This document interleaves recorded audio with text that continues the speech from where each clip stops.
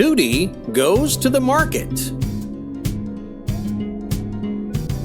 Tooty went to the market to buy fruits.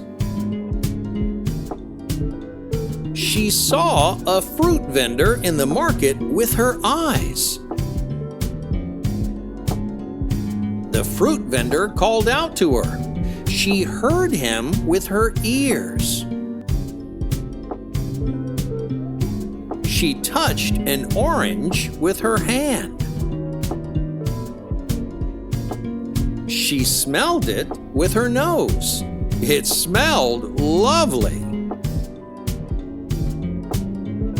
Tooty couldn't resist. She tasted the orange with her tongue. Tooty bought the oranges and happily went back home.